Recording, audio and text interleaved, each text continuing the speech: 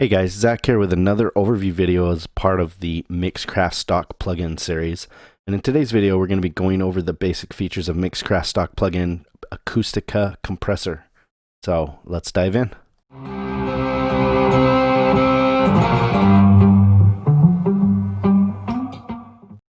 Mixcraft comes with some great stock plugins that come free built inside the DAW. And today's overview is Acoustic's compressor plugin and some of its basic features. Okay, so I have Mixcraft pulled up here, and what I've done is I've taken a few of these loops that you can find in the library that come included with Mixcraft. And to make this video really simple and just kind of go over a basic overview, I've already loaded the Acoustica compressor on these tracks here. And if you need to figure out how to do that, you just click on effects here, and then you just kind of you can go down here to find the compressor right here. But I've already done that, so let's go ahead and do this. I'm going to go ahead and open this up, and under the user presets, they have a whole bunch of these. Now I'm going to kind of take the approach that somebody here using this compressor hasn't had a lot of experience with a compressor and what a compressor does. You can, without really, it takes some time and experience to be really good at using these, but it is very helpful, especially with dynamic instruments like drums, bass, guitar, especially on vocals. And you can also use it to do kind of crazy things as well. A lot of EDM music will use compression. A lot of rap will use compression as well, especially on vocals. But if you want a better understanding of compression and how a compressor works, I suggest looking up Recording Revolution by Graham. He's got a great video series on compression. You can even download, I think, like a cheat sheet on kind of the basics. But the way you look at a compressor is like a automatic volume fader, guys. So what it's going to do is it's going to take the loud parts. I'm going to go ahead and open this up a little bit.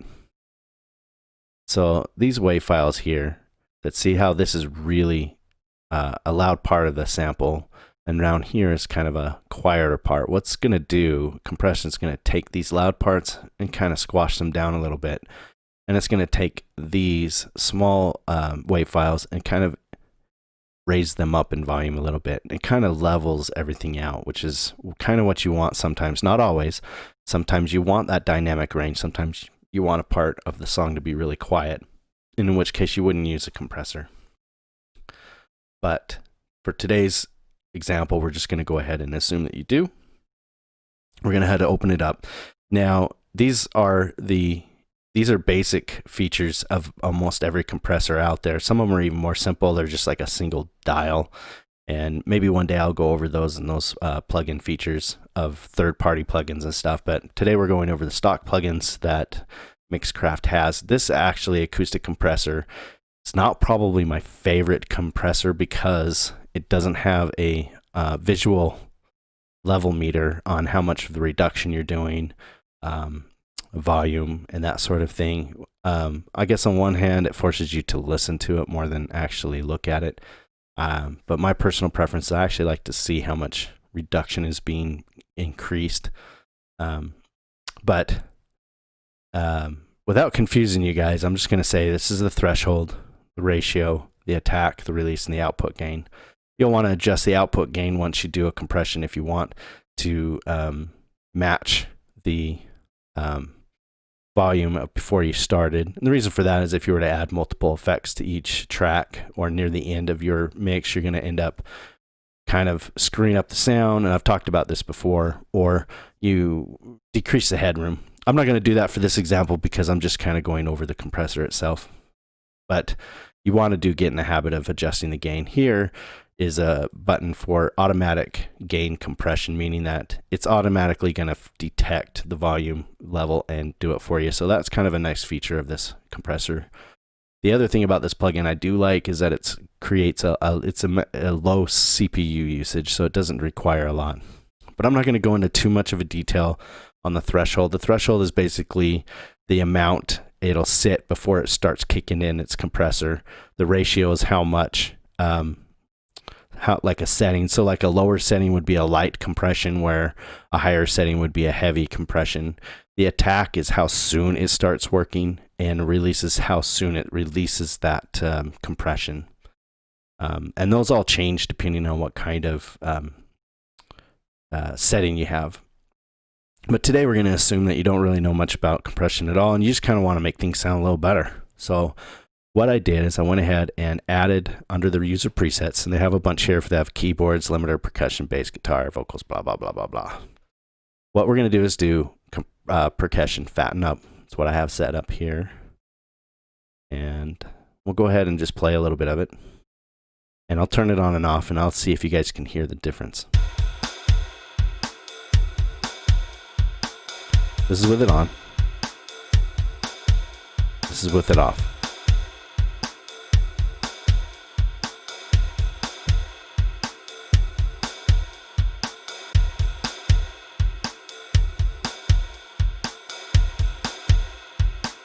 So the only thing that I can really hear is the ride cymbal comes out a little bit clearer. And let's say that's what we want. So we will go ahead and leave that.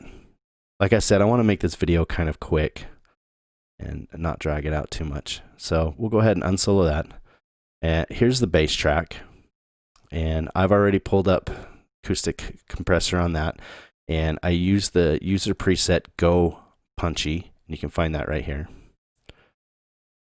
And we'll go ahead and listen to it off, and then I'm going to turn it on and see if we can hear a difference.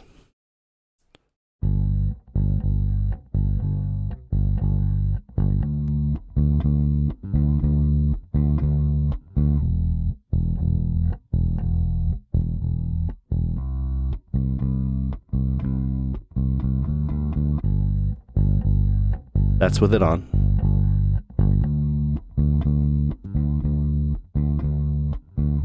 And that's with it off. So did it make a huge difference? No, but it did make a little bit of a difference. It felt like it just kind of brought the bass out just a little bit more. So, and a bass is actually, like, especially if you're recording a real bass guitar, you would almost always want a compressor on it, because it's a really dynamic instrument. Especially with bass, you kind of want it to be consistent in the volume. Now, you could always just, the whole idea of this too is to kind of bring clarity into your mix. You could always just increase the volume on the fader, but sometimes that doesn't make it sound any better. So a compressor is really useful in that sense. So let's go ahead and skip to the next one. Get out of that one. Go to compressor. So here I use the user preset Acoustica under the guitar, and you can find that right here. And we'll go ahead and listen to it with off and on. And I believe this track in particular, you're going to hear a significant difference. So let's go ahead and listen to it with it off, and I'm going to just go ahead and turn it on, just kind of follow the mouse.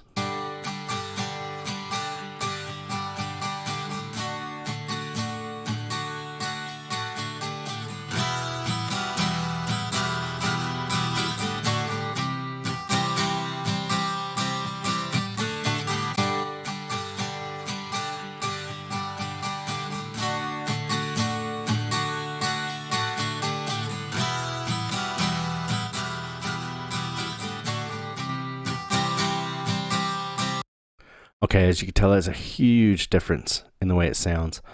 So this is where I would think a compressor would be really useful in a mix. That way, it, like you said, it feels like it's getting louder, but really what it's doing is taking those low frequencies, bringing them up. It's taking those higher ones and bringing it down and making it a more consistent volume. And you'll really hear that in the mix. And then here, I didn't add a compressor because it didn't really need it. So I'll give you an example. Let's go ahead and listen to it.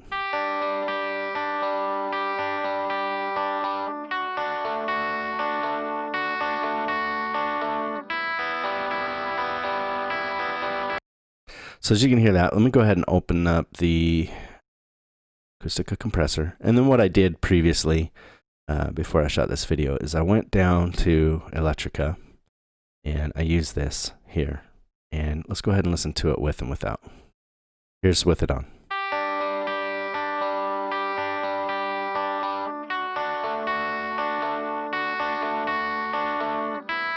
This is with it out.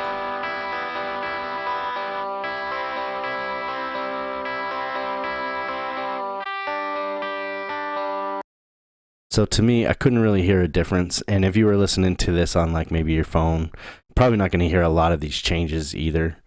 You almost kind of need headphones to really to hear the difference in these, but I didn't really hear a difference at all in these.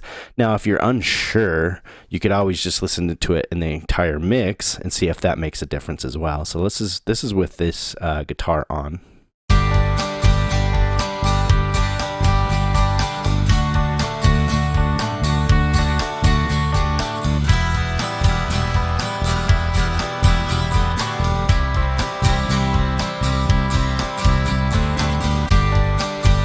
Like I said, I don't really hear a big difference with that. So I have decided we don't need that one.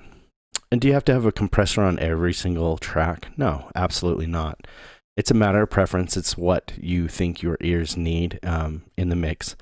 Like I said, compressors are very useful in certain instruments like drums, bass, guitar, and especially vocals. I don't have any vocals on this to give you an example, but a vocal is one of the most dynamic instruments as far as volume goes and keeping it a consistent volume. So again, that is the Acoustic Compressor, and you can think of a compressor as like the automatic volume fader guy. It's going to take these large frequencies on the waveforms. It's going to take these large dynamic peaks here, like this right here. It's going to bring those down. It's going to take these lower ones and lift them up to make it kind of a clear level on your volume without actually having to adjust the volume fader. And that is pretty much it. So do you guys use stock plugins with your mixes, or do you just use third-party plugins, or perhaps use a combination of both? Leave me a comment below. Next video, we're going to be doing Acousticas effects plugin, so please subscribe, and we will see you guys soon. Thanks for watching.